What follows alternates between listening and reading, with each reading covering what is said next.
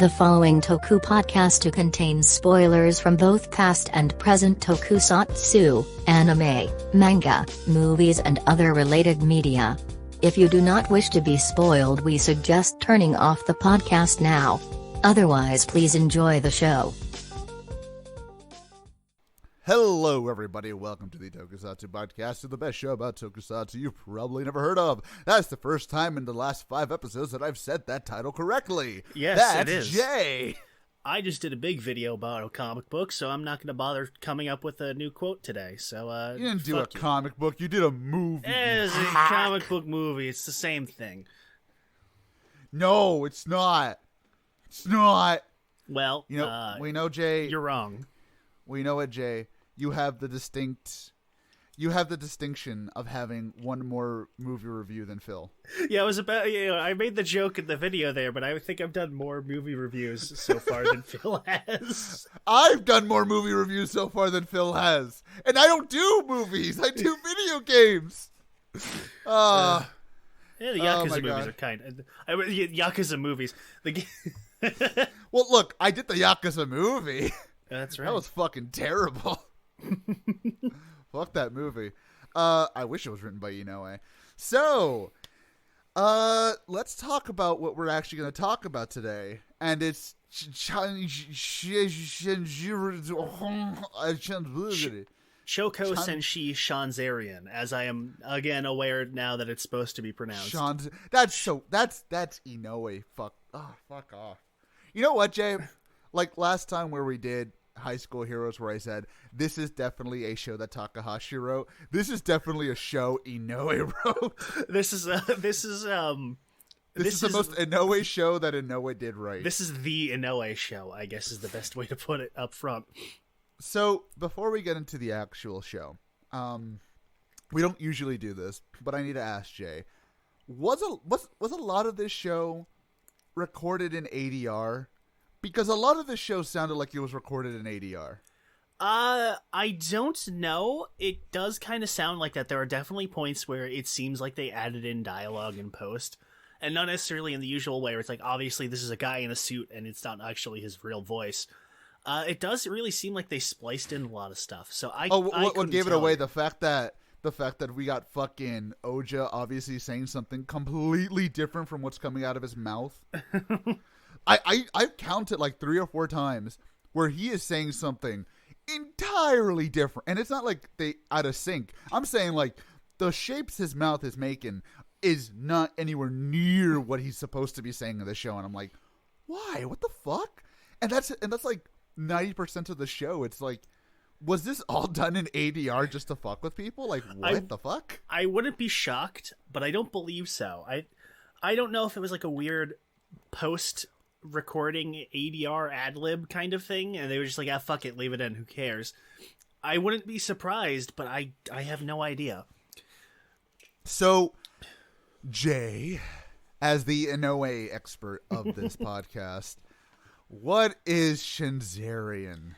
Well, before we discuss the show, we're going to go a little bit further back to give you the backstory of this show. Oh, shit. So, the backstory of Changerion starts 2 years before, in good old 1990. Was it 1994 or 90? Because the show was 96. This was 96. Early 95. The whole show was 96. I was trying to remember when the story started. So, late 94, early 95. So, a little movie Toei came out to moderate success that you may have heard of. It was called Mechanical Violator Ecogainder. Written by, of course, our Lord and Savior, Toshiki Inoue. The greatest movie Ecogainder has ever made. And Ecogainder was actually pretty popular, so much so that it was going to get a sequel.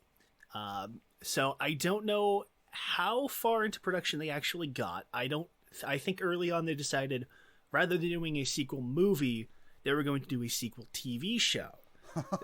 And Inoue was, of course, kept on, and they got relatively far in post-production. I don't believe any actual suits were made, but a lot of monster designs and I think a couple of story concepts came up with. But ultimately that project fell apart. So then fast forward another year or so, and one of Toei's producers, who I wrote down the name and I forgot. Give me 1 second. Amori, not again. No. For once, it's not him. It was Susumu Yoshikawa, who wanted to basically take advantage of a new kind of gimmick with suit production, whereas like they could start reliably doing clearer, like rainbow glittery plastic. So he wanted to do a series kind of built around that gimmick with the hero. Okay. And eventually that went through multiple phases, and that eventually led into Changerion, which is half sequel to Ecogainder, half original project, and full Inoue, just going full hog. So the plot of this show is that there is an alternate universe, a dark, mysterious, dark dimension, where an evil alien race lives, led by an evil organization called Darkseid, or Darkseid. I'm just going to call them Darkseid because it's funnier. Who are taking the forms of humans to infiltrate our society and steal some kind of vague energy source spirit thing they call Larm, which they feed on to, they feed on it, basically. They're vampires, more or less. They eat human soul, energy, whatever. So there's a secret organization called Psyduck that's working to fight against them. They've been plotting against them this whole time. They're building all this cool super technology and special powers that'll counteract all of them.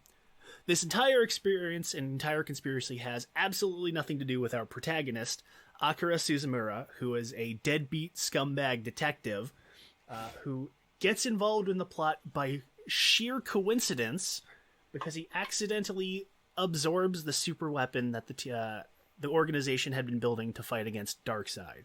When that's how he becomes Changerion, the super duper light soldier, whatever the fuck it was called again. I don't remember the translation. So the show is a mostly episodic Monster of the Week plot where Akira just kind of stumbles into a plot that Darkseid is involved with, and he bumbles his way into solving the case, usually angering the rest of Psyduck in the process because they're all, he is a very atypical anti-hero, not in the sense of like he's a hero asshole.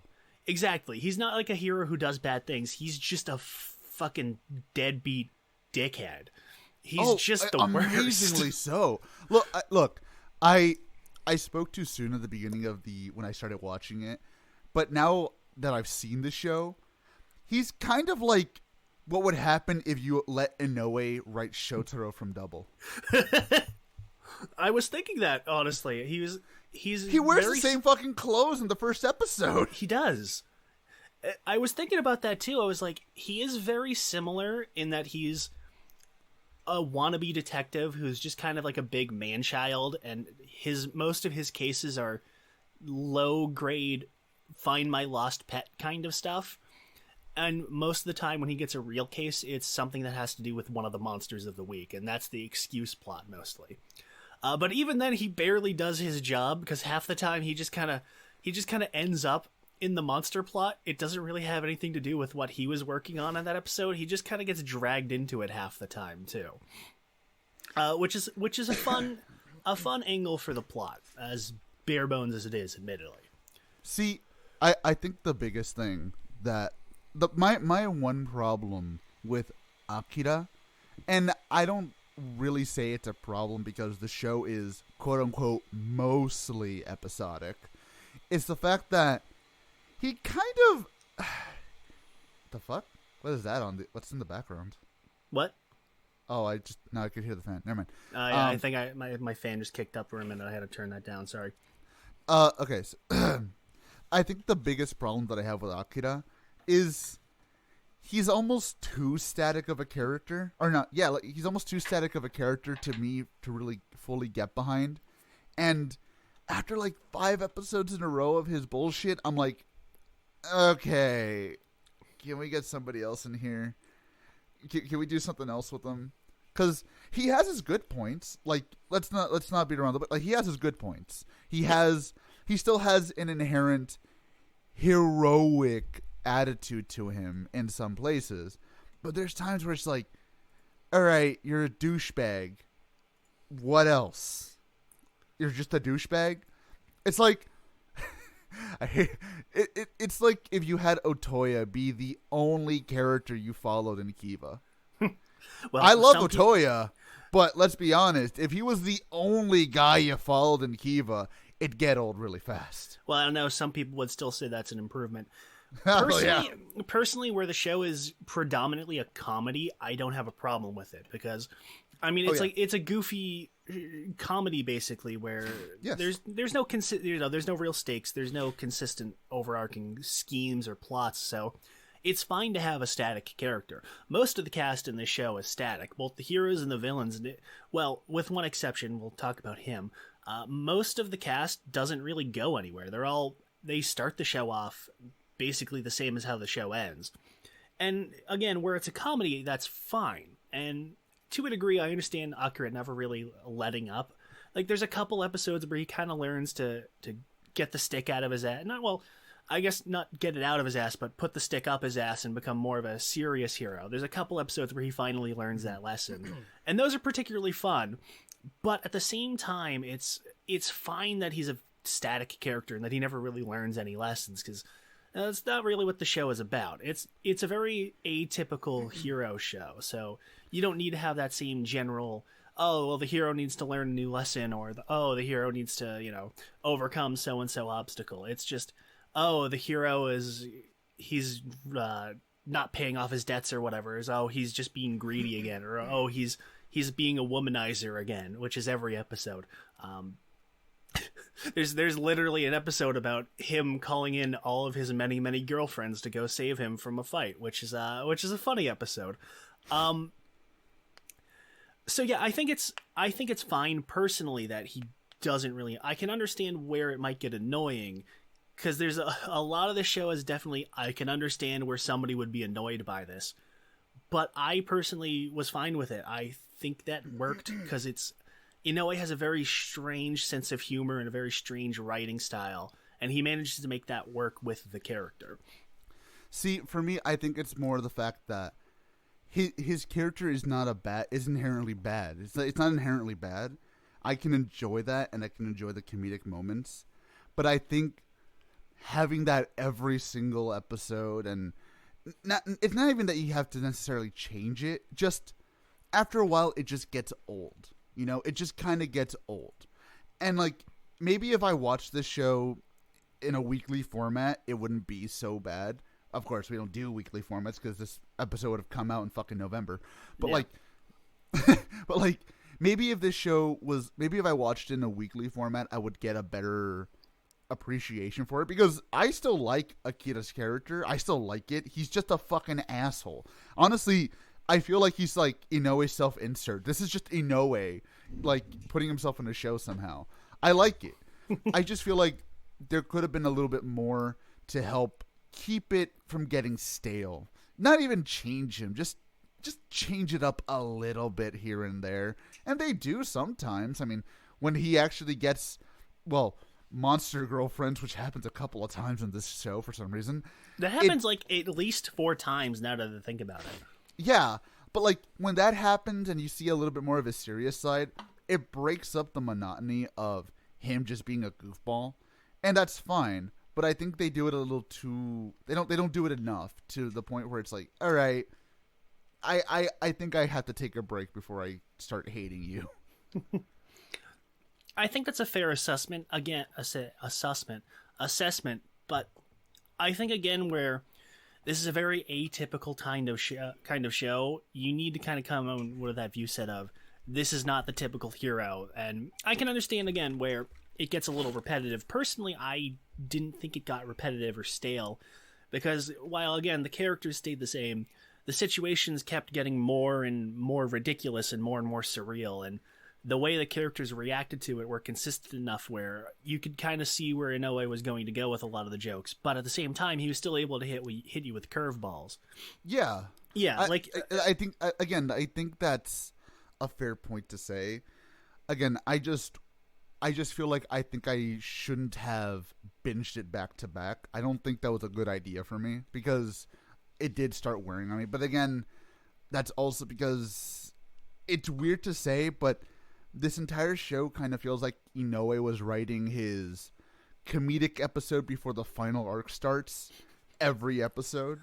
And it felt like that every single time, especially when we get to the fucking finale. What the actual fuck was that, dude? I don't even know where that came from. I think that was just Inoue being like, we got canceled, so fuck it, I don't care anymore. Which it kind of summarizes. He didn't care from episode 1.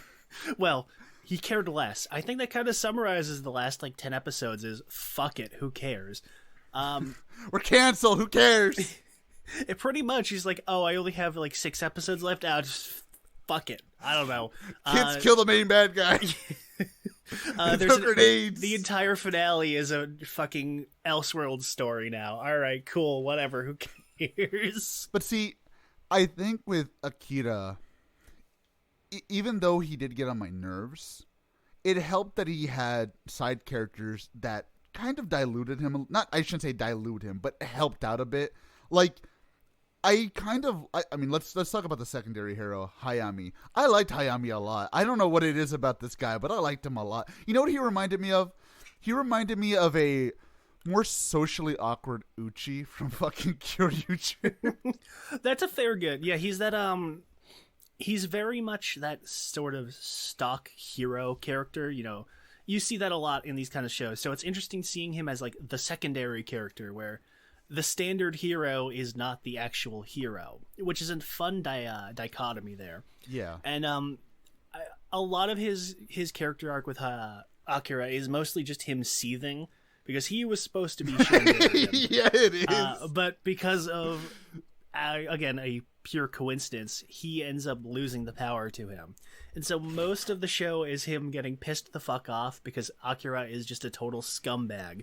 And he's like, you're supposed to be a superhero, goddammit. Stop being a womanizing, greedy bastard. But at the same time, Hayami's able to carry his own humor, not playing off of Akira. Because he is that kind of typical hero archetype, I think Inoue plays with that well because I wouldn't necessarily say he's not a fan of it, but he very rarely writes that stock Toku hero from the Showa era. So he's kind of very much a parody of that, where he's overly obsessed with helping people to his own detriment. Yeah. There's an early episode where he just starts doing random chores for people, or he'll help out a random old man with his ramen cart, or just he'll randomly get involved. There's one where some teenage delinquent convinces him that she's an orphan and her foster parents need money for surgery, so he just starts doing odd jobs for her. Completely dude, off my top. favorite one, this just out of a hat. My favorite one was where we have one of the Darkseids wanting a fucking. Basically, Akira simps for a Darkseid as usual.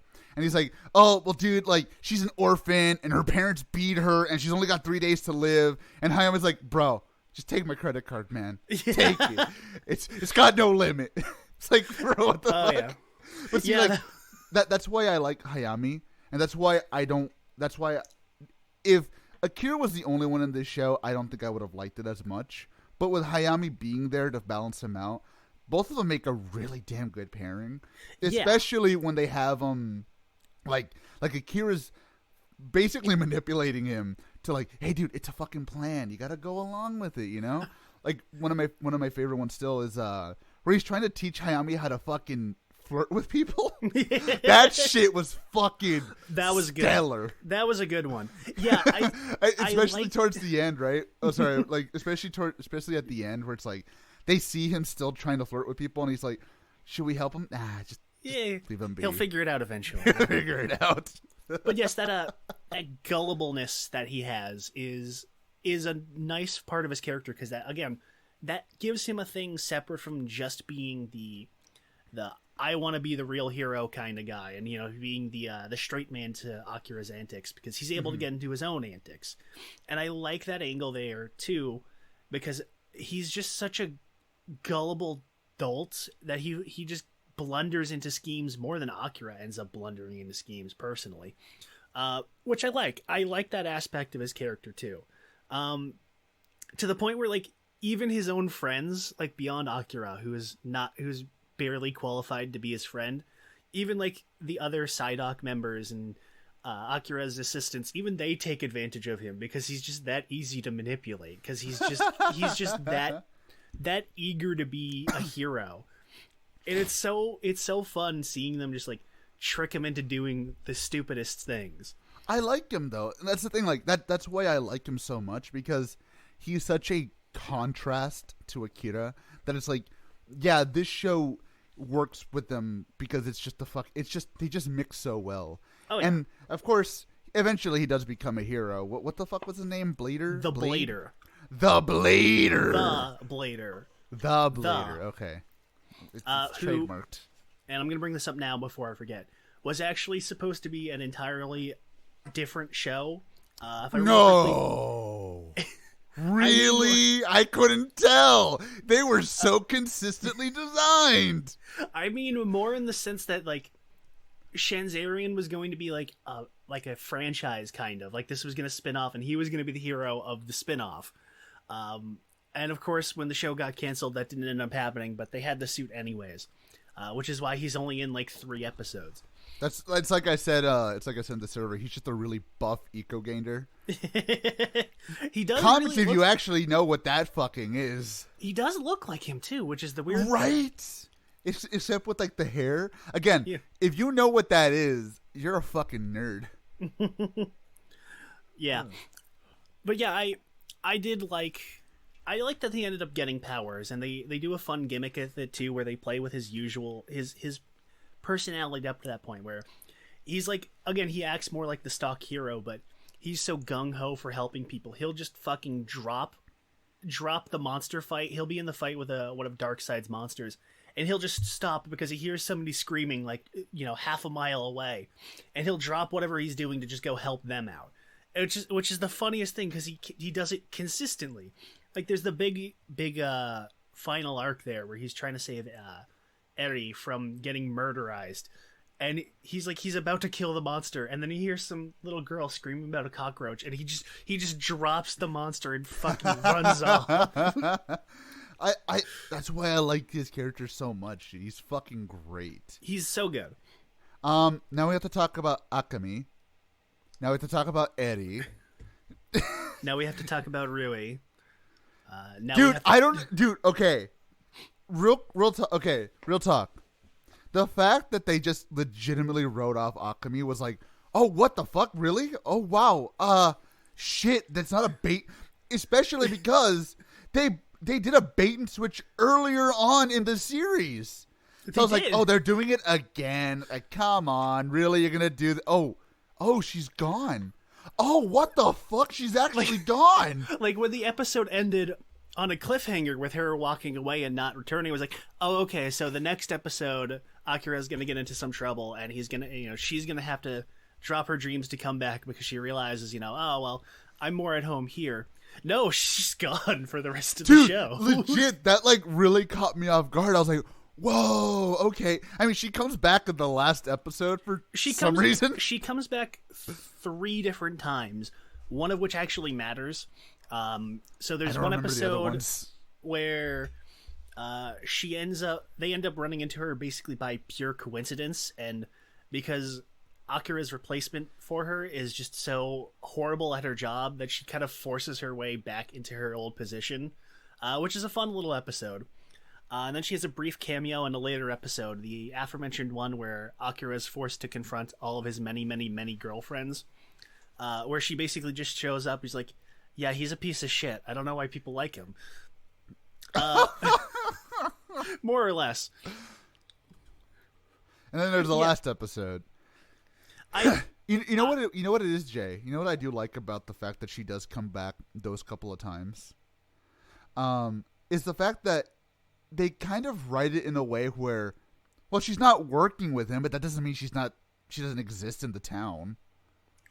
Yeah, I like that, where even though she's not involved with the plot anymore, that doesn't mean she's not still there. And I do like that. That's a very atypical thing that these shows tend to do, where once they're done with a character, they're just kind of gone. Like, they don't exist anymore. Unless they're just that popular, but very rarely does that happen. But I like that idea where it's just like, well, yeah, she's still here, guys. It's not like she's dead. No. I like that. That's one of Inoue's strong suits. He does little weird things like that I appreciate. Then we get Eddie, who is just, I mean, she's fine, I guess. She's a character. She doesn't really do a whole lot, or in the later parts of the series. Early on, they have like a rivalry with her and Akemi, which is basically just like girl problems, pretty much. It's kind of it's a generic cat fight kind of thing. And you're an old lady. You are small, ugly. I don't know. The one that really it kind of got on my nerves was the one where like they were wearing the exact same outfit throughout the whole episode. And I was like, guys, just wear a different outfit. What the fuck? Well, one of us has to change. Yeah, that one was kind of dumb. Although that was the one with the fucking haunted stuffed animals, right? That was also... yeah. That one was good just because at the end where they go into full fucking SWAT gear with rocket launchers and machine guns to go kill a bunch of stuffed animals. That actually did catch me off guard when I first saw it. I was like, wait, what the fuck? What are we doing here? I saw it in the preview. I'm like, oh, this is going to be a weird episode, isn't it? And it was, comparatively speaking, one of the less weird episodes of the show, which should tell you a lot about what kind of show this is. We'll get to the mackerel in a second.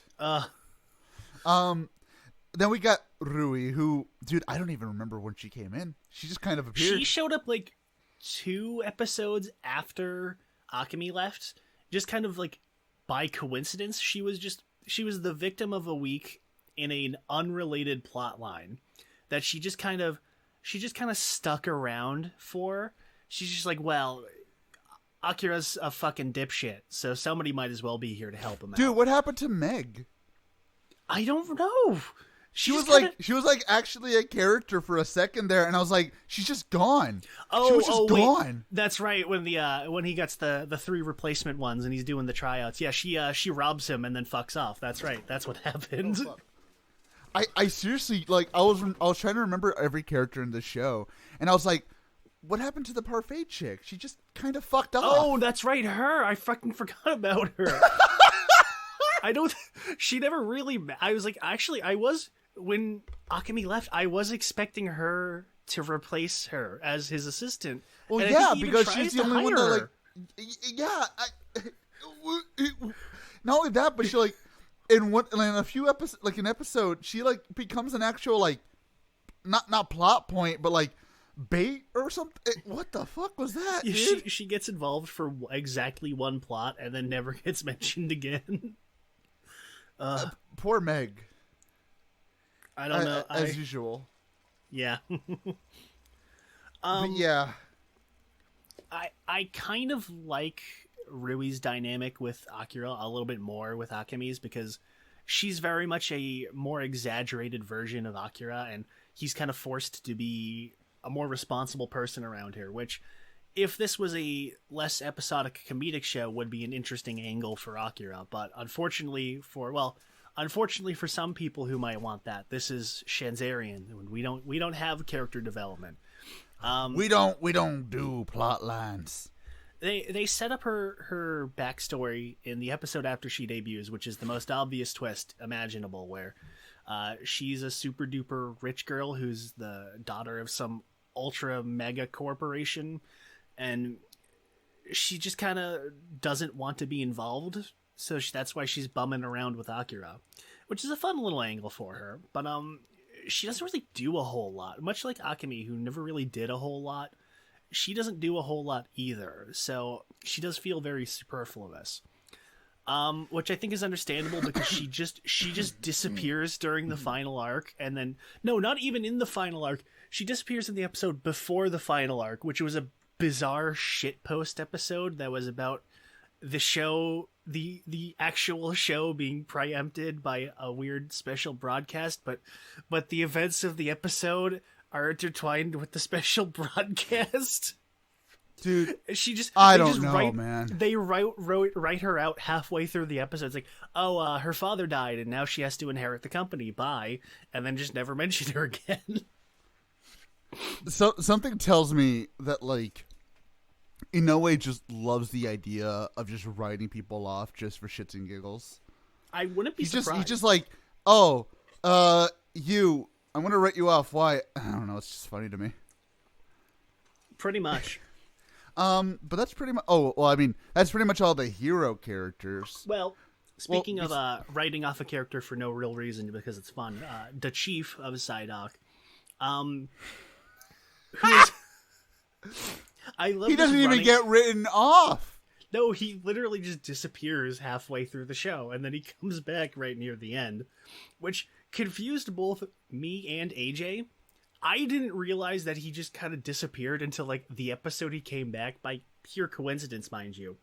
I was just kind of like thinking, I was like, because I saw him again in the opening after like 10 episodes, like, oh yeah, he hasn't been around, has he? And then he shows up in the episode because plot. But then AJ realized it like, I don't know, like 3 or 4, like immediately, pretty much, kind of. I think you figured it out before I did. It was because like, okay, so I noticed it mainly because he used to always hang around Eddie and Hayami. Because every single time they'd come in, he'd be there, or he'd come in to explain something or say some stupid shit. But then he just stopped, and I'm just like, where did he go? Did I miss something? Did I skip an episode that I wasn't supposed to? Or like, what the fuck? So like, I legit went back to watch like all of the 20s and stuff like that, and I'm just like, no, he's just not here anymore. He just vanishes.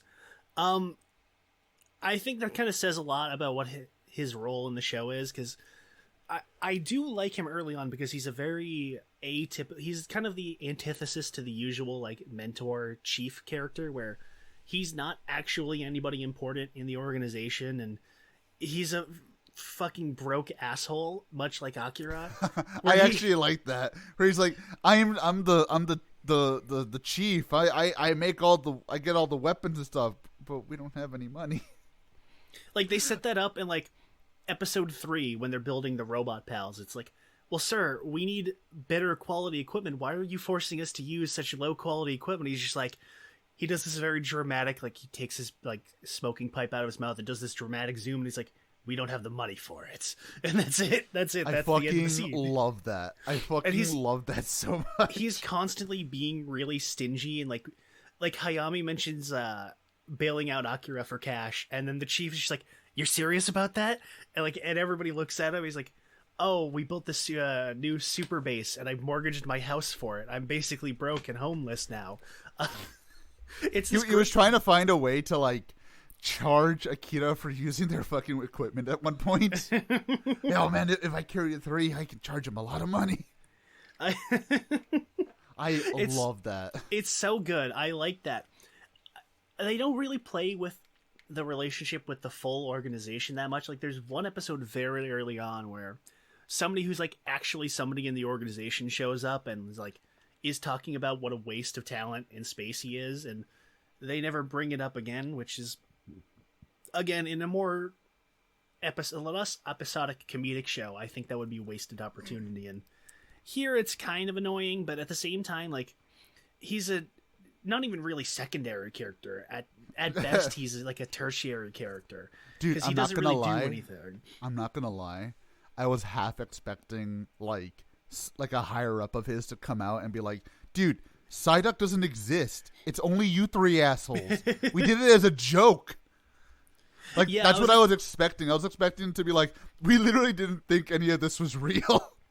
Or like they have to get shut down, or like he gets fired for incompetence because he's such like he's such bad, and like they like, again, that would be in a funny angle where like he disappears because he got fired, and like that's why he's not here anymore, is because he's basically broke and homeless. Like that would be like such a Inoue thing to do, but no, he does just kind of vanish for no real reason. And then he comes back. Because I guess he was off in the fucking Mayan temples of yore, and he found a portal to the other dimension, and he found a special MacGuffin. And this confused AJ because he was under the assumption that they destroyed the entire dimension, and this was not just a metaphor for meaning that it is a lifeless hellhole now. And well, see, like that's kind of how he worded it when he said that. The first fucking episode that they go there, we see them in there still in the first episode. That's why I'm saying, like, when he mentioned that offhandedly, I thought, wait, what? Why are you talking about it like if it was in ruins? Just say that. Like, if it's actually destroyed, I was like, wait, what? Like, wait, okay, I thought I missed something there for a second. Well, that's probably a translation thing there. So that's more than splitting likely. hairs, but More than likely. But it really did catch me off guard. I think your reaction to that was funnier too, because it's like, AJ, it was a metaphor. Don't take it too seriously. What the fuck am I supposed to know? There's no way we're talking about. Exactly. This is Toshiki Inoue. Don't take anything seriously. Even the serious moments, don't take them seriously. I only took the last episode seriously. Which is good, because that's the most serious episode. Let's talk about the villains. Gozer? The three big bads, quote unquote, they just kind of exist. There's the priest dude, Mordos, I think his name was, who I hated his voice. He was really annoying. And he just he shows up as the monster of a week in one episode and then dies completely randomly, which actually that happens to most of the villains in this show, is that their involvement is a random monster of the week and they die randomly. Like two of the three generals are just random monsters of the week and they just die as a monster of the week. Like Akira doesn't even realize that they're anybody important. He just kills them like a normal monster. It almost feels like they weren't supposed to be generals. They were just, they're monsters they're monsters that we're just following. And like, if that's the idea, I guess, but like, even like you said, Akira's just like, who the fuck was that? Like in the episode where the big fat one, I think his name was Vince or something like that.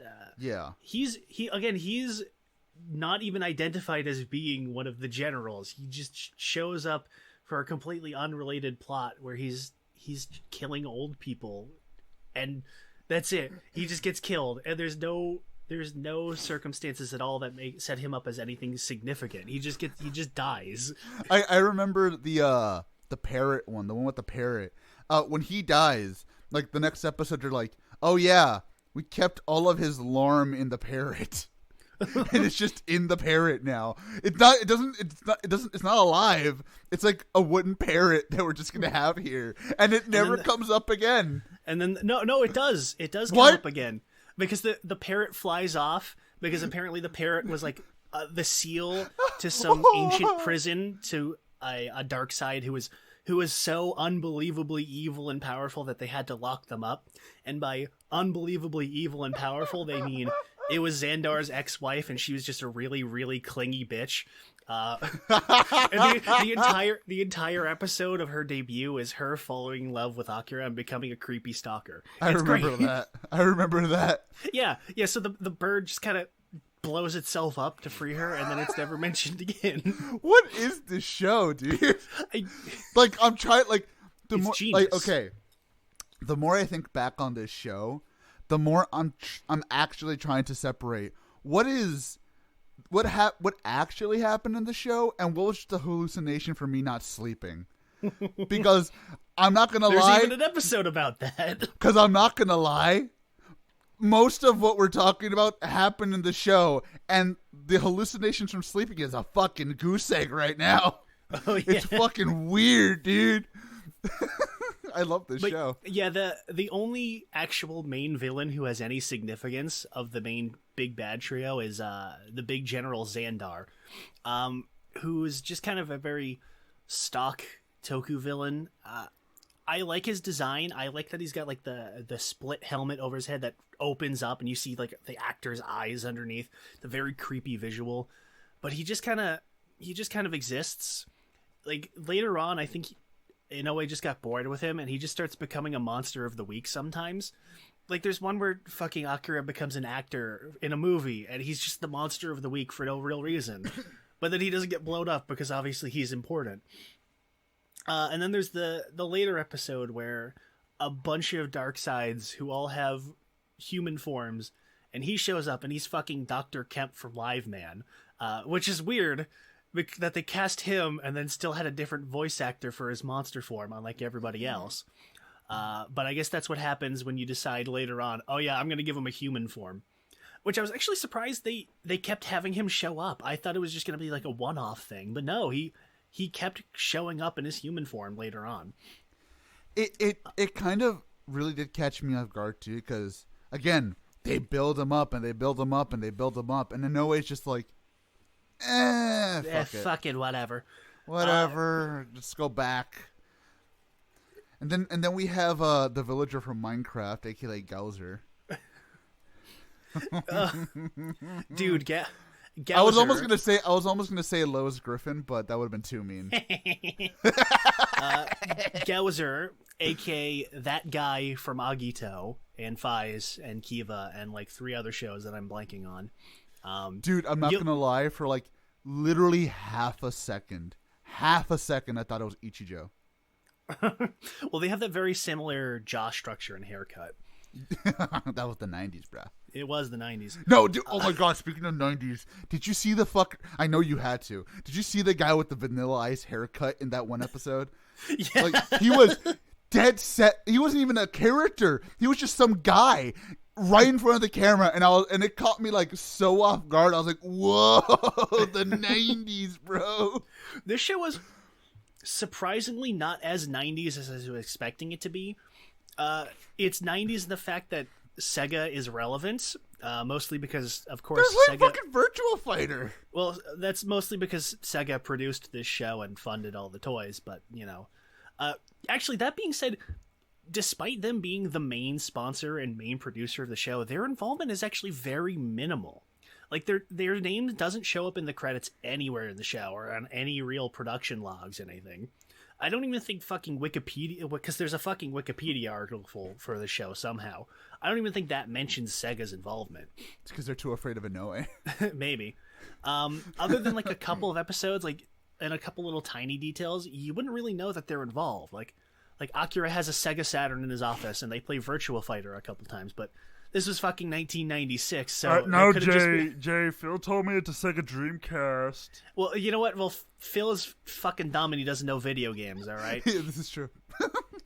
Anyways, yeah, like, other than, like, they play Virtua Fighter on Akira's Sega Saturn that he keeps around in his office/apartment. Completely randomly, by the way. Completely randomly. Again, this was 1996, so, like, yeah, okay, they could have just have bought in that just for a decoration. And, you know, other than that, Sega's only real involvement is that they go to some of the special Sega branded arcades a couple of times, and you see a banner of Sonic and Tails, and I loved every single time it popped up. It was like, oh shit, it's that. It's the banner, dude. It's the Sonic flag. Like, even when they're in the arcade, right? Like the scene where he's trying to get, like, the stuffed animal.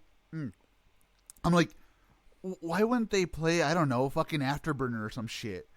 It's just like, why wouldn't you play like an actual Sega game? Why are you like giving like an off-brand claw machine? It's so weird. I don't know. Like, you see a couple in some later episodes. Like, in a later episode, I saw Daytona USA, and I saw Virtua Cop, and oh my god, that's right. Virtua Cop was there. What other game? I saw one other really famous 90s Sega game, but I don't remember which one other than those Time two. Crisis. Time Crisis was Namco, actually, if I remember correctly. Okay.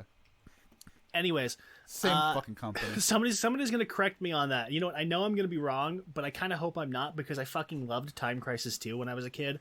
I played that game so fucking much. Real time fact checking. Yes, it was by Bandai Namco. Yes, I win. Okay. Actually, it was fucking. Oh, yeah, there you go. So, anyways, yes. Besides the point, their involvement is actually very minimal. Who the fuck were we talking about beforehand? Gowser. I don't know how we went on a tangent about Sega. Because Sega does what Gowser don't. Gowser he's basically the anti-Akira early on, where he's a refined gentleman with refined tastes, and he's very cultured. And he's like, he has that same kind of job where he helps people. He's I forget what exactly they say. He's like, not necessarily like a psychiatrist. He's just like a life coach for Darkseids who are just sick and tired of being humans. He's a social worker. He's a social worker. I fucking love that element too, where the monsters hate humanity, not because of whatever perceived reasons, but because humanity is just that awful. They're like, human society is the fucking worst. Why are we doing this? I actually really like that angle where it's like, my favorite one was the guy who just couldn't stop drinking. It's like, well, dude, look at my fucking job. Look at my life. I have to drink or I'd kill myself. The monster became alcoholic, and there's one where Mordos is talking. It's like, one of my personal minions became neurotic and tried to kill himself. I'm like, I don't know how he tried to kill himself. Like, one of the monsters tried to commit suicide. Dude, it's so ridiculous. It's such an interesting idea, and I'm surprised that it's like at all even in the show. That's this goofy fucking comedy. There's just this. I'm random surprised they've subplot. never tried stealing it for something else. Yeah. There's just this random subplot about, like, humanity is the real monsters, and the monsters hate us for reasons because we're just awful people. It's so weird. But Gowser is, like, he's this refined gentleman of, like, high standing, and he's trying to help his fellow monsters, and, like, other than the fact that, like, he also kills people, he would otherwise be, like, a good guy. But I like it because, like, Akira is just such a fucking scumbag that he immediately cements himself as his rival. And I like that too, where AJ was kind of we were talking about it a little bit when AJ was catching up, but like, he kind of stops being a bad guy after his first appearance. Even in his first appearance, he's not necessarily a bad guy, because like he's trying to help keep the masquerade of the monsters, and he's like, listen, if you keep attacking people, I'm gonna have to put you down, bro. I'm helping you as best I can, but you're making life worse for all of us. And I like that idea. Yeah. He's policing his own kind, that he's trying to help him out.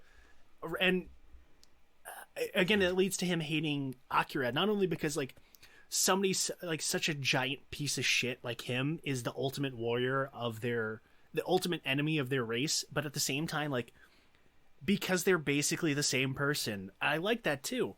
They're I love their dynamic too, where they'll just like run into each other and it's on site. Like something completely unrelated could be happening at all. Akira could be doing something completely unrelated, or Gowser could just be fucking driving by on his way to a meeting or whatever.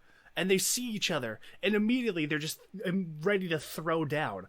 I love it. It's great. It's such a great dynamic of that kind of rivalry where their ideological differences are very minimal. They just fucking hate each other. And it leads to Gowser being like, he's not even necessarily a bad guy most of the time, because he'll work against his own people just to fucking try and kill Changerion. Like there's the one where I like the idea of that, because I like the idea of that mainly because it kind of comes off as, dude, we came to this place because it's better than the shithole we came from. Stop killing people. Enjoy it. Or something. And then, of course, when Akira comes in, he's like, oh, fuck it, I'm going to kill this guy.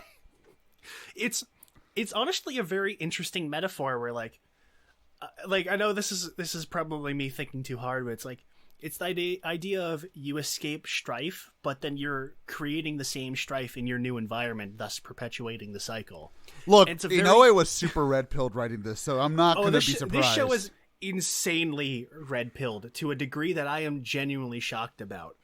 Like, so I'm pretty sure he might have done that on purpose. You know what? It might have been intentional, for all I know, with this show. But at the same time, it's like, again, there's like just random episodes where he's like, "Oh, the idle interest destructs. Oh, the police are unreliable. Oh, like stuff like that." Just randomly, he'll just randomly have characters drop lines of like that, where it's just random tangents about like society and stuff. Why would I want to vote? All you politicians are the same. Yeah, he's like, there's an episode where Gowser tries to get elected, and by tries, this is actually one of the few major status quo changes of the show, where Akira's just like, who fucking cares? Elections are rigged anyways. All politicians are a bunch of fucking evil scumbags anyways. Who cares? And then he finds out that Gowser is running. He's like, oh, fuck it. Now I gotta put my hat in this ring. And he's, of course, like, there's that great balance where they're both making these grandiose claims about what they're going to do, but Akira's, of course, a giant scumbag goofball, so he's just making up random shit off the top of his head. But like Gowser is trying to act like he's more sophisticated. He knows what he wants, but at the same time, all of his claims are just empty platitudes about how he's going to change society. He never really says like what he's planning on doing, which is really interesting too, because then they get to like, the election and they're basically neck and neck for the entire thing. But one of the few major the only real status quo change in this show, other than Akemi leaving, is that Gowser wins the election. He actually gets elected and becomes governor of Tokyo, which I was expecting it to be like a joke, right? I was expecting it to be like, oh, he won this district, but then he failed in every single other one because he wasn't, doing his job right. And it's back to status quo. No, they actually have him win the election, and that remains a part of the show for the rest of the run. I thought that was really interesting too.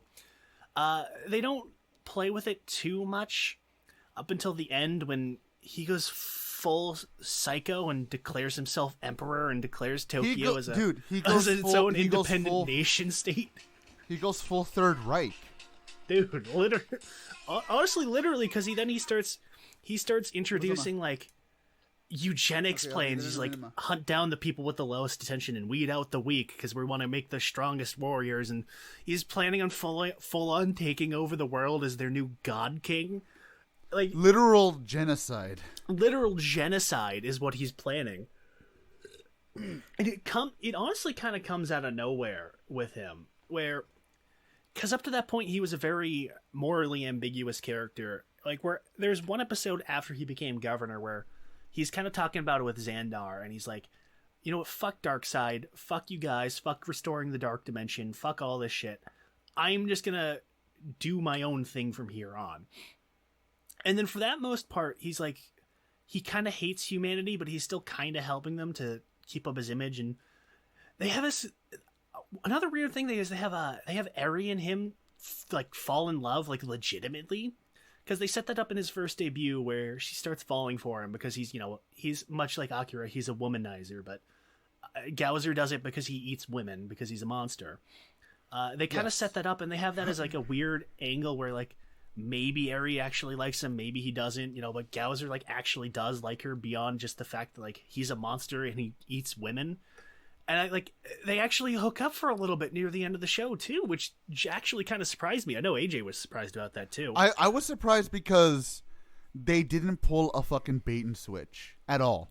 They didn't do a thing of, nah, I'm actually evil and I just wanted to eat your Gucci. And Eri was like, oh no, I actually just hate your guts. I was just doing this to fuck with you. No, they legitimately like each other. And I was like, oh, okay, I kind of fuck with this. I'm with this. Good job, Inoue. You wrote a romance that didn't make me want to commit seppuku. I think that's 2 out of like how many other shows have he's written? Look, it's not the quantity, it's the quality, and nothing's gonna make up for trying to go back in time to abort myself.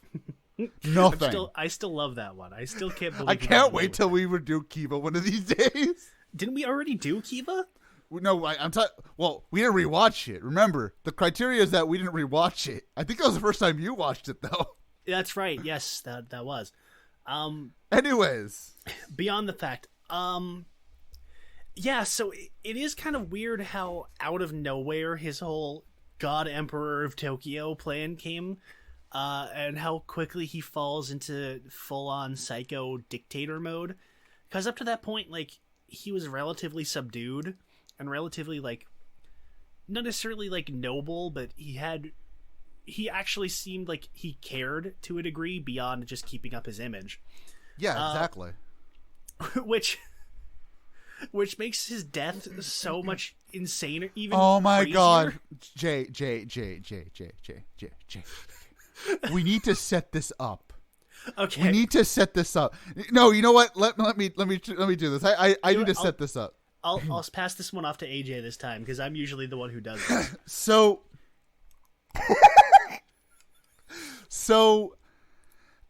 Gowser, he basically does go through with his fucking Fourth Reich bullshit, you know, all that bullshit, all of that.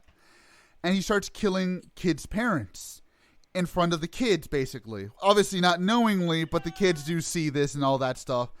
To the point where the kids begin to arm themselves with guns that fell off a fucking truck. And somehow, as Gowser is going on his fucking merry way, they fucking JFK his ass. And they start shooting him with a fucking revolver that shoots lasers. Well, the main kid does at least. But the rest of his classmates, in an act of rebellion, throw grenades at the guy. And kill him. He's dead. No.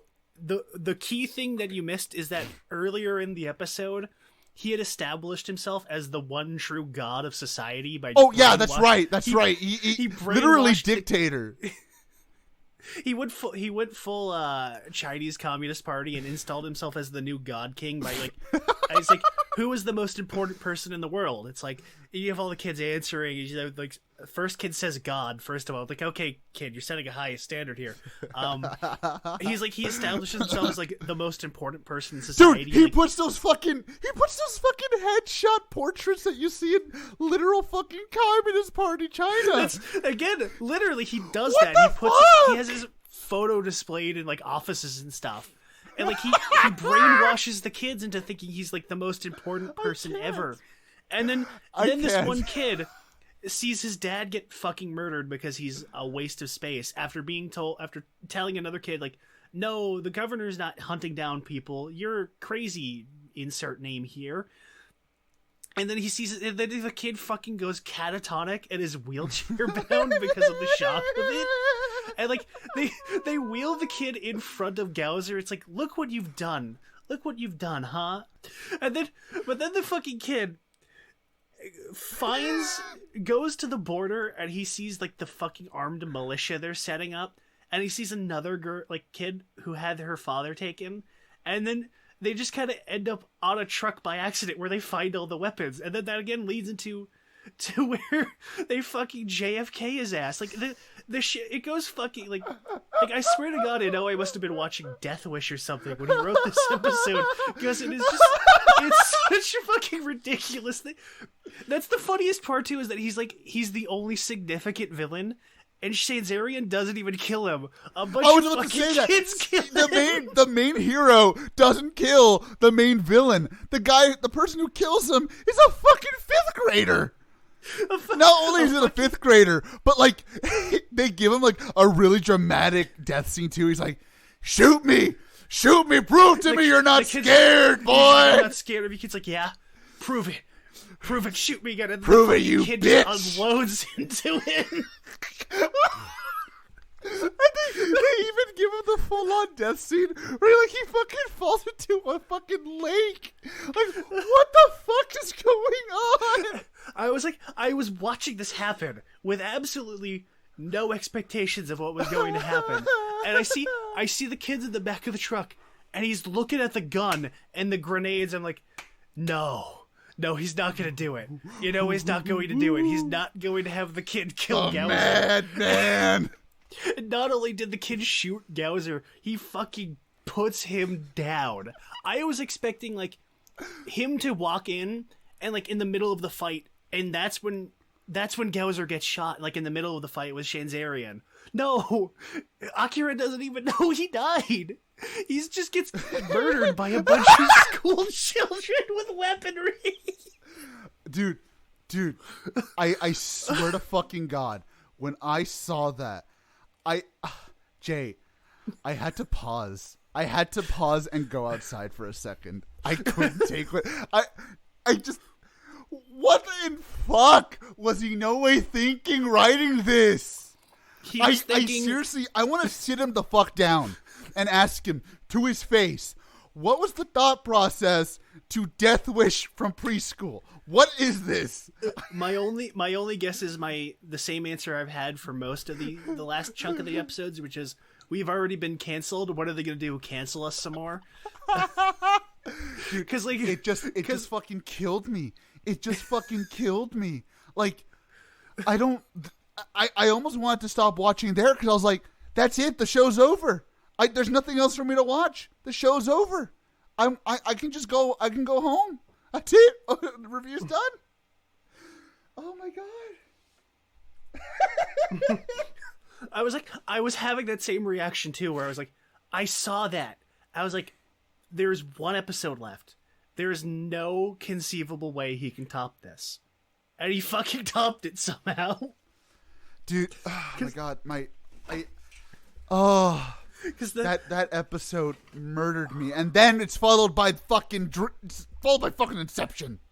The final episode cuts to a dream world or another universe or both or neither. I don't know, because it gets really meta, where Akira is like a serious superhero, and I think Darkseids are like aliens or shit. Like, they're full on alien invasion, wiping out cities, and it's like their final dramatic last stand. Like, Akira is like a real soldier. It's like a real dramatic hero show, because he's doing like the actual dramatic hero stuff, and it's like it's so weird, because then it intercuts with it's cutting back and forth between I'm just gonna label it Earth 1 and Earth 2. You've got Earth 2 Akira and the gang, in their last ditch stand against the onslaught of Darkseid as humanity is facing extinction. And then you have Earth 1 Akira and the gang trying to find a lost dog and just getting into shenanigans. No. The same lost dog from episode 1. The same lost dog. And coincidentally, Akira is wearing the same shit he wore in episode 1 as well. No, not only it is a shot-for-shot recreation of the opening of the first episode. I went back to double check, and it is almost identical, save for a couple of different dialogues. Genius.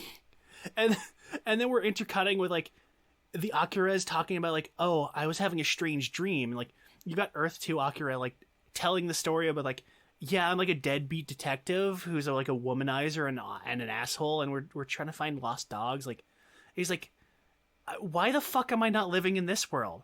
Like, I mean, sure, Darkseid's still there, but they're like a joke. They're not a serious threat. Like, why is this not my life? He's like Hayami, you're still there and you're our friends. Like the chief is there and he's like, we're all friends and everything still exists and it's all nice and peaceful. And then you cut to Earth 1 Akira, who's talking about like, yeah, it was like fucking the world was being destroyed and Eri was a supervillain and the chief died, and Hayami is like I'm a serious individual. Like I'm like a real hero. I'm like, it's fucking terrifying. I hate it. Why does this exist? And there's both Akiras have that moment where like, maybe this is the dream and that's reality. Maybe none of this is real and maybe nothing we do matters. They both have that same discussion with Hayami, and it's both times it's equally as fascinating, because you have the Earth 2 gang where they're talking about like, maybe we're basically already dead. Maybe because this is a dream, nothing matters what we do from here. And they're like, well, if this is a dream, we might as well, we might as well just, stop caring about what happens to us. And then you have the Earth 1 gang talking about it, and like Hayami's like, Akira, don't be a dipshit, all right? This is not a dream. Like, what are you talking about? You have a job to do. Stop acting like a goddamn goofball. Stop falling asleep and do your job. And I love it.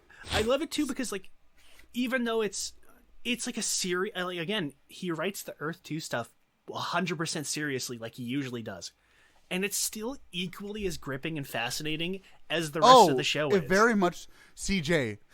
This is why, when I saw that episode, I had a theory. What if, Jay?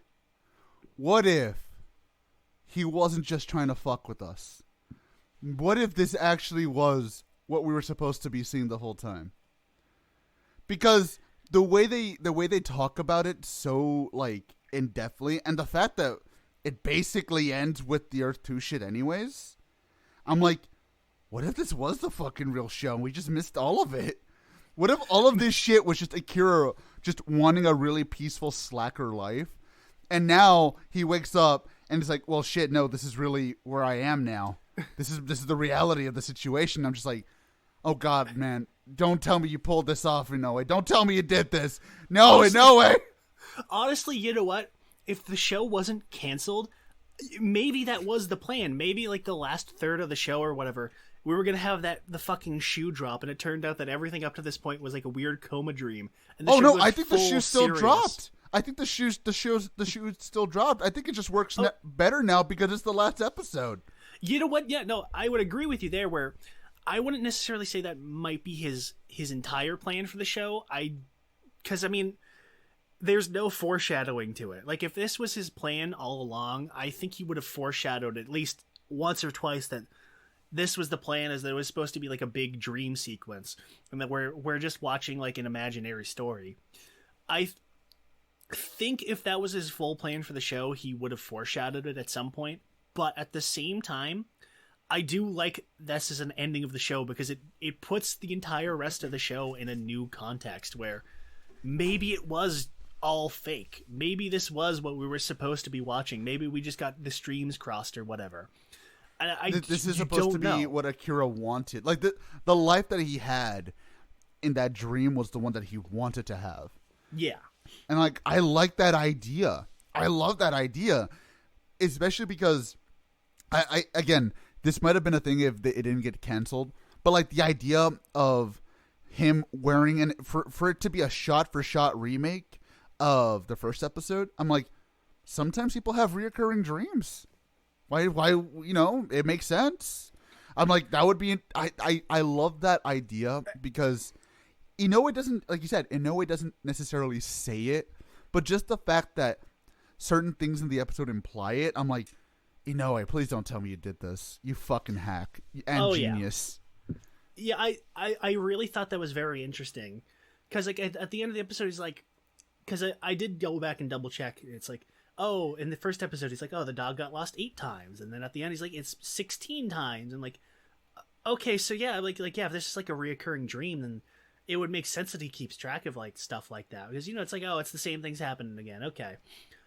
And that kind of plays with the weird meta aspect of it too. And again, if the show was longer, it would have been interesting to see if that was the plan. Like it was just going to be like, oh, this was actually a serious show the entire time and we've just been watching a hallucination.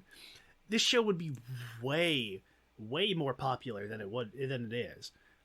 It's insane. It would be legitimately the most insane thing that has ever been put on into Tokusatsu, aside from maybe the ending of Vanny Nights, but that was more insane just because like we didn't know what the fuck was happening. Well, see, okay, again, I think the idea of it being the final episode still works though because, well, what the fuck? Like it's literally, it was all a dream. Only it works. And I'm like, whoa, it was all what a the dream, fuck? but maybe the dream was the dream, and maybe the show was real, but maybe the show wasn't real. Who knows? Ask me you, what Nolan. it means. More like, don't ask me what it means. I won't tell you. Ask me what it means. Ask me what it means. No. Yeah. It always like it's like that one interview with David Lynch where he's just like, believe it or not, Changerion is my most spiritual show. Elaborate. No.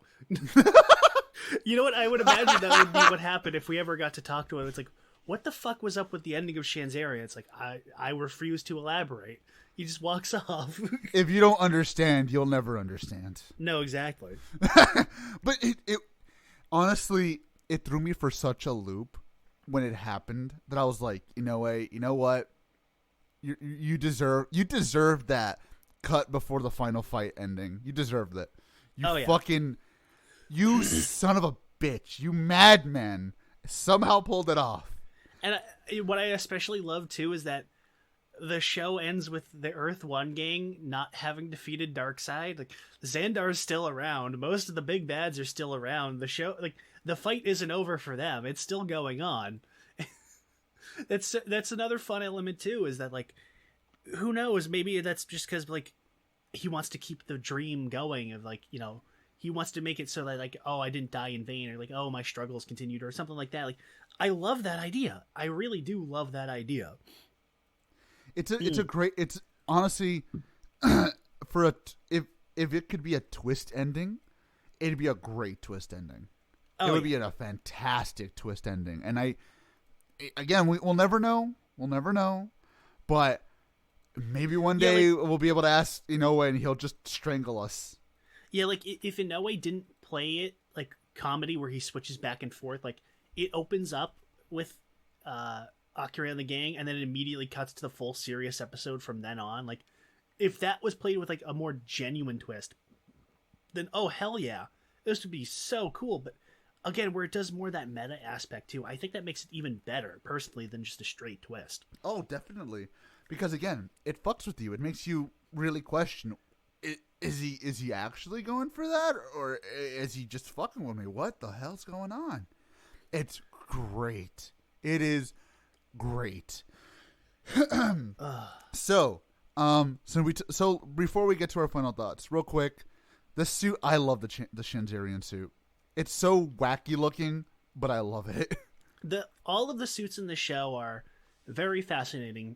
From Changerion himself, who I'm going to have a tiny little bit just to talk about once I'm done. But there's the super light knights, as they call them, which are Akira's robot pals, who they don't really have any character, so they just kind of show up to get involved.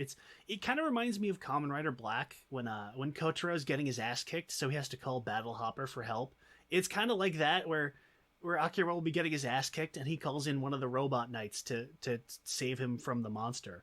I like that. I love that kind of funny. He's just like, yeah, I don't really care about being honest or fair fights. Fuck it. I'm going to kill the monster. I don't care.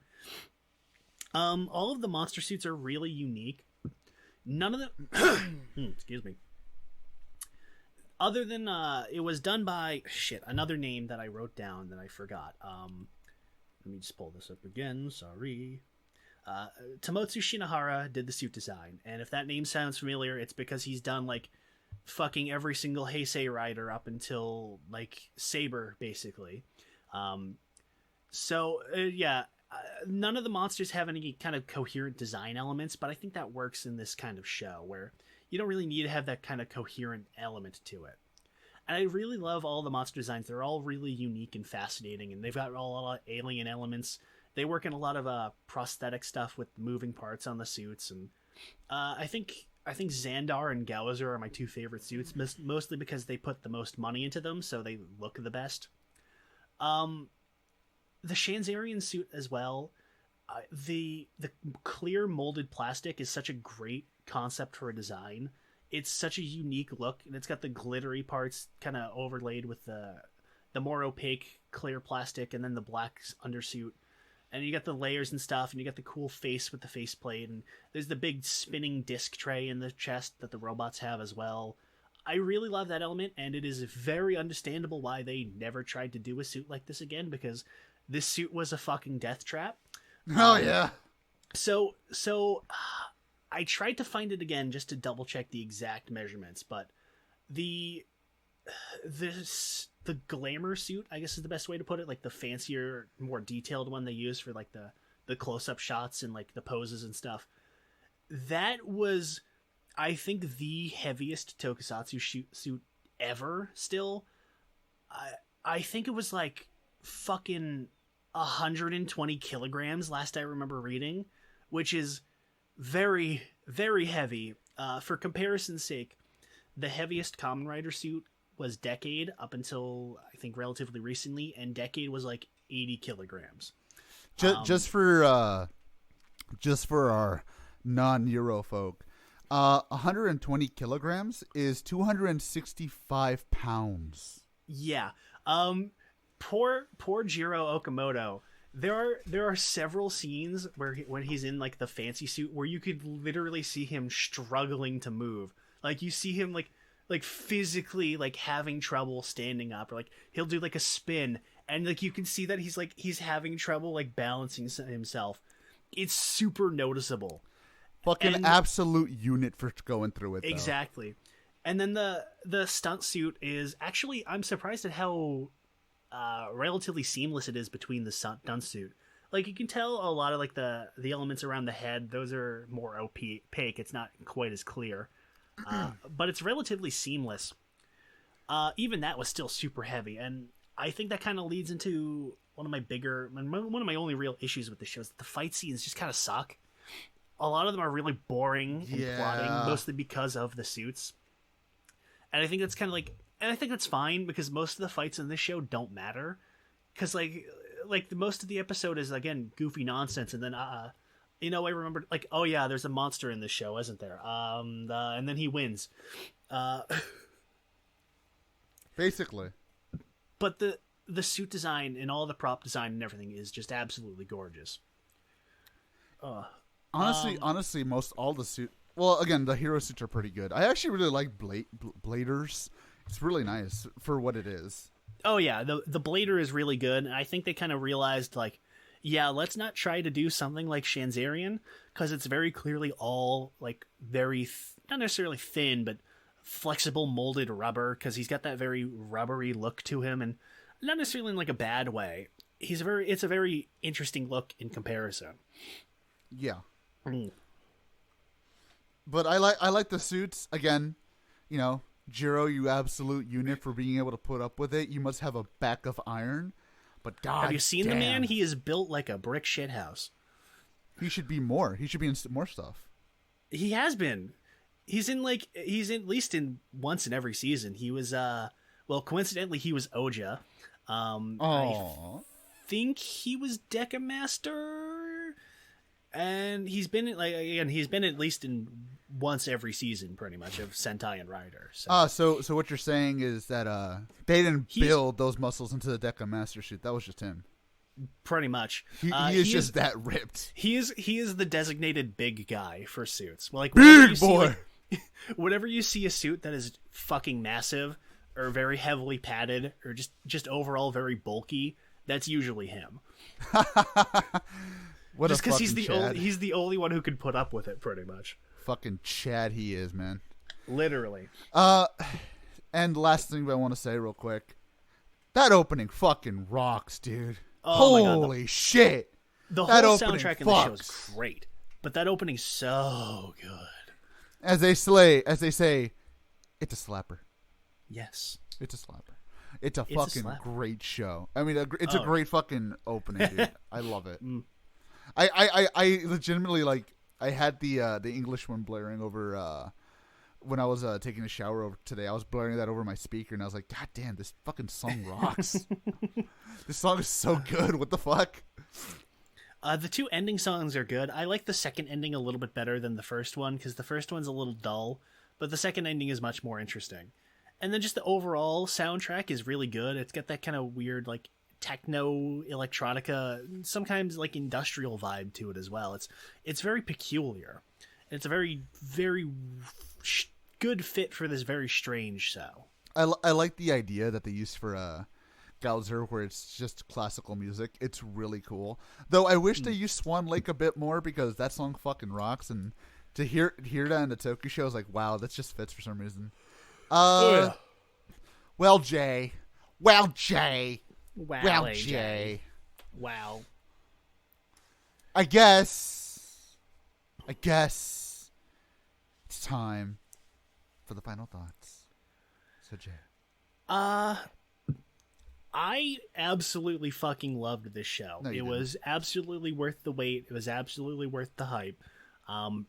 It's almost like a weird blueprint for Heisei Rider in a way, where it has a lot of the same kind of themes and not necessarily like cliches or whatever, but a lot of the same story elements and stuff that showed up a lot, not more so in like earlier seasons, but a lot of like early Heisei Rider kind of copied a lot of elements from the show. And obviously Inoue was very heavily involved in early Heisei, so it's understandable.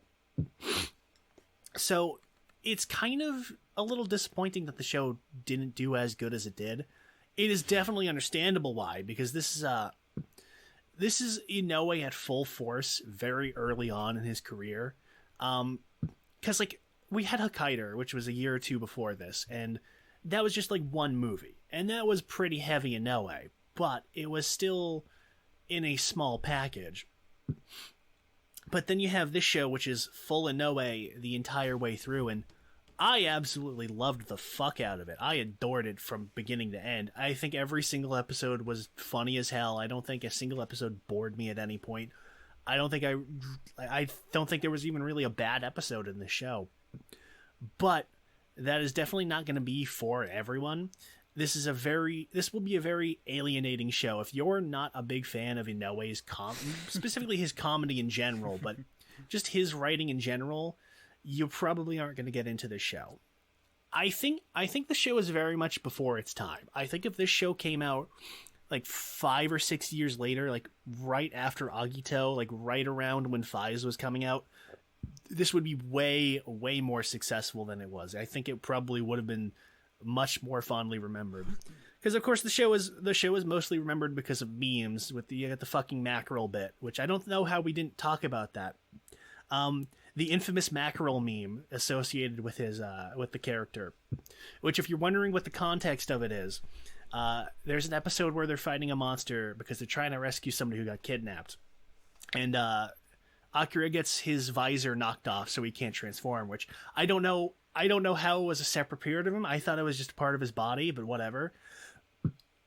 So he gets knocked into another room that he can't get into, and because the plot of the episode had him with a bunch of foreigners who obviously don't necessarily speak Japanese, he's basically playing a game of telephone with a long line of translators to get it back, and they just keep handing him new shit, and then eventually, like, the last one is, of course, the mackerel, which he holds over his face and he gets really mad about, which they then bring up later on, and they do the same kind of bit.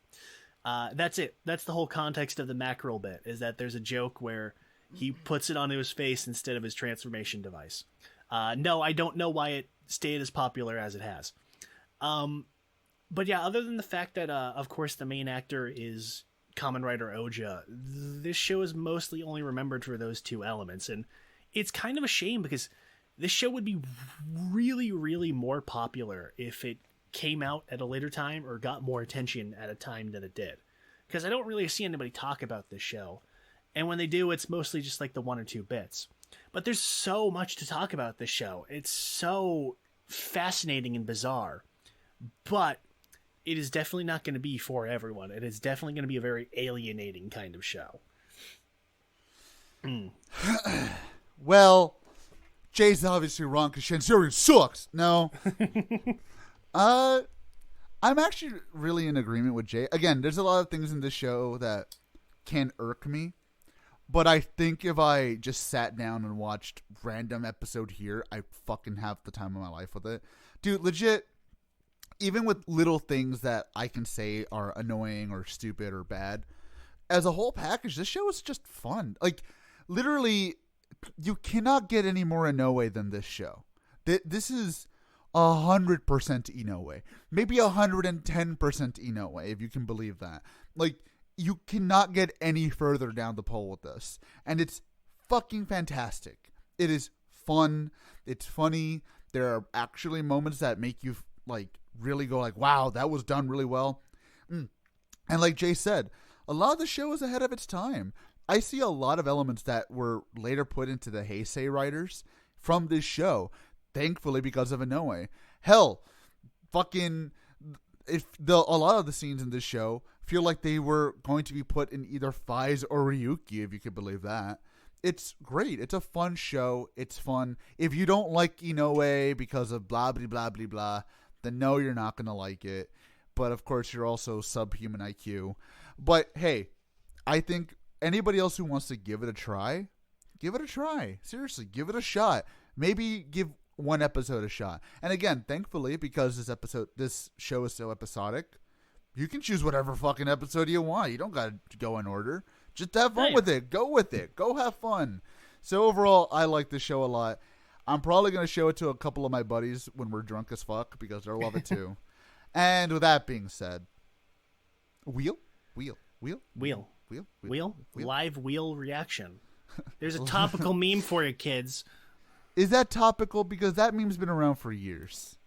Live slug reaction? That was like a week ago it started. No, that's been around for a while. No, it hasn't. Yes, it has. No, it has not. Yes, it has. It started like 2 fucking weeks ago, AJ. I was there. Time is a straight line, fucker. Yeah, neither are you. What? I don't. That doesn't make sense. No, it didn't. I don't know why I said that. Time is a fucking circle, and that slug has been around for a long ass time. Judging you for being gay. Somebody's gonna get mad at that. Somebody's not going to know that that's a meme. Somebody's going to pretend like I'm not gay again. You know, I No, keep no, doing no, this no. to myself. No, I keep doing it to myself. Someone's going to pretend that you're not gay and also that you're my sock puppet account. Again. Oh, not again. This Well, third time what this week. is coming up on the wheel? What could be so amazing that we oh, fuck. Always a good sign. Well, at least we got to do the show that I've always wanted to do. It could be literally anything next week, and I think I'm going to be fine with it. You asked for it. God damn it, I knew it! Son of a bitch. I knew the second I said that, like, oh, it's fucking gonna be Ghost, isn't it? God damn it. Ah! We skipped it last week. This is your fault. This How is is your it my fault. fault? Because How the fuck is it my fault? you decided to pull the fucking you decided to pull the mulligan, and I told you this is our one respin of the fucking year, and now it's back in pog form. Listen, AJ, it was worth it. Okay, it was worth Was it. it? Was it? Yes, yes, it was. No, it wasn't. Because we got to watch a good show. No. No. Fuck. Fuck. God fucking damn it. I fucking hate you all. I hate every single one of you. Fuck. I hate this. Oh my fucking god. Why does this keep happening? Fuck. God damn it, man. What did we do to deserve this, man? What did we do to deserve this, man? I think it was all the war crimes I committed. I'm gonna blame Rabbit. Yeah, it's his fault. Where's the Batman picture? Where's the Batman picture? Hang on, I'll post it. Thank you. I need this. Oh, Oh, that's right. That's in that folder. God. We're really gonna do it, aren't we? We really have to do it. We were gonna have to do it eventually. Why couldn't it have been Kiva? It was right next to Kiva. I wish we could have done Kiva. At least that was funny. At least that would have been funny. We were just talking about redoing Kiva. We should have been. It should have been Kiva. That I would wish have it been was. That would have been thematically relevant. No. There we go. No, I guess not. We're not allowed to have fun on our fucking show. Oh my god. I hate this so fucking much, dude. So Jay, I ask you this. Do we just do the show or do we do everything? Well, or do we do everything that the guy wrote? Oh, so like 6 episodes and then nothing else? No, this is not a pun. Fuck you. I know for a fact he ghost wrote most of this shit. I know for a fact that he wrote way more of this show than people actually think he did. It's not like it changes anything because he wrote Saber too, you fucking cucks. Well, I think the last time the topic of redoing Ghost came up, we said we were going to do everything. Fuck you. So fuck you. As much as I hate the fact that I'm even considering it. I hate this. I think just to finally put it to fucking rest, we might as well.